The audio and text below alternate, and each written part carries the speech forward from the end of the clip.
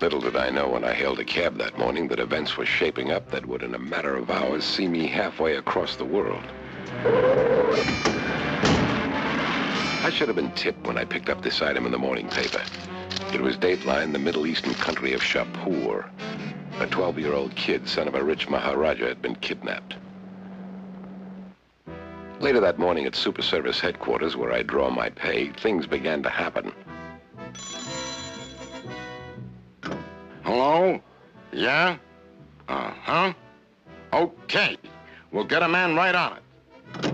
All right, elevator man, let's go. I got a hot one for you. You heard about the kidnapping in Shapoor? You mean the rich prince that was snatched? Yeah, I heard. Find him. Okay, Chief. You know where to look? Yeah, I'll head for Nam Phu, a small border town in Shapoor. Every cheap crook and chiseler in Shapoor hangs out there. I'll get a line on the kid. Okay, buzz off. So there I was on the other side of the world, looking for a needle in a haystack. The crooks would be drifting in for their afternoon drinks any minute. What I needed was a cover, a place to listen where I wouldn't be seen. That was the place. No one would ever spot me in there, so I pressed the down button on my elevator man control belt and lost some weight the easy way. I could hear people coming in, so I made the leap from my chair to the plant. Just in time to avoid being sat on by a turbaned thug whose picture was probably hanging in every rogue's gallery from the FBI to Interpol. The things they talked about would have interested police anywhere in the world, but I was waiting for one of them to mention the missing prince. I didn't have long to wait.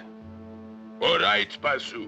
You've had your drink. You better get back to Swamp Island and help guard our little prisoner.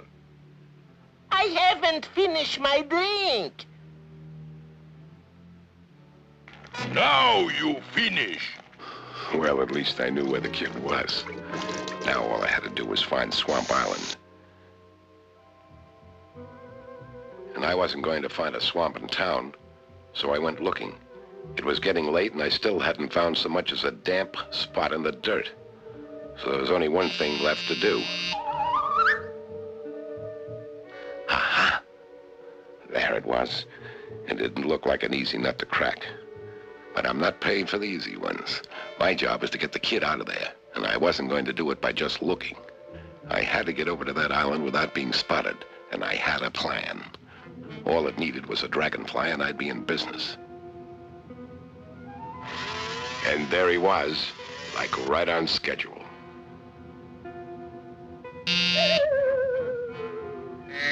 I'd learned to ride dragonflies and butterflies before I could walk.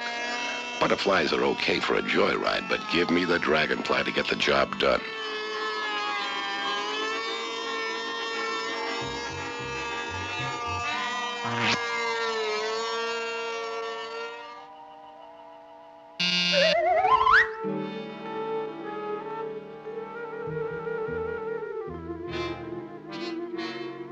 I've been in enough of these capers to know that the time to be careful is when you're getting close to your target.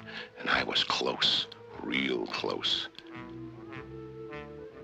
Every nerve in my body was sending danger signals to my brain.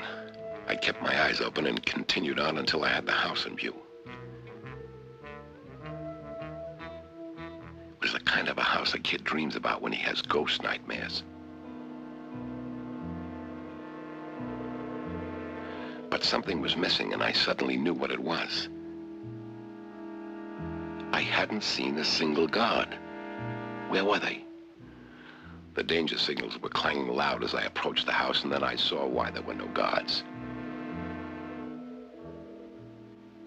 The ground surrounding the house was a patchwork of concealed pits set to catch intruders. I stepped easily around them and gained the porch. No one leaves a door unguarded. It had to be another trap. I looked it over and quickly found what I was looking for in the door jamb. A row of photoelectric lights was spaced from the top to the bottom. Under each light was the muzzle of a gun. It was primitive, but effective. You'd have to be awful small to get around that trap. But I could handle that.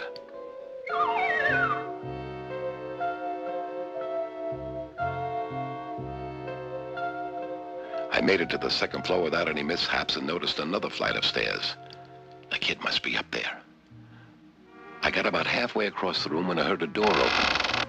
I couldn't be caught there, so I did the only thing I could do. Who'd notice a speck of dust on a table? But I had to pick the time they wanted to dust.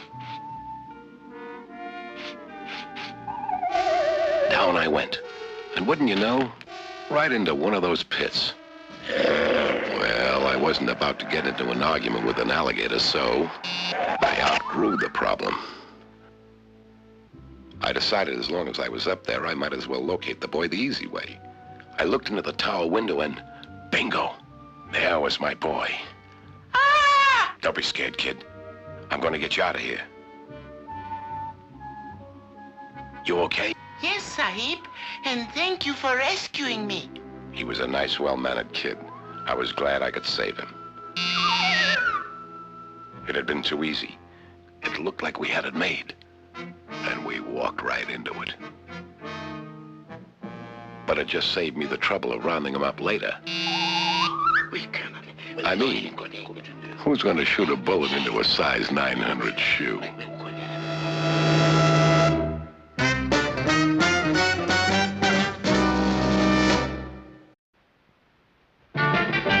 Meet the men from Super Service, facing danger just for kicks.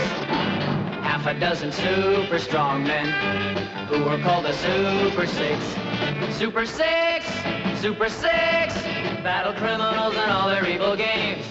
Super Six, Super Six, evildoers dread the mention of their names. Putting down the fear of darkness, giving crime an uppercut. 5 great thunderbolts of power, and a bolt who is a nut. Super Six, Super Six, they give their all for Super Six.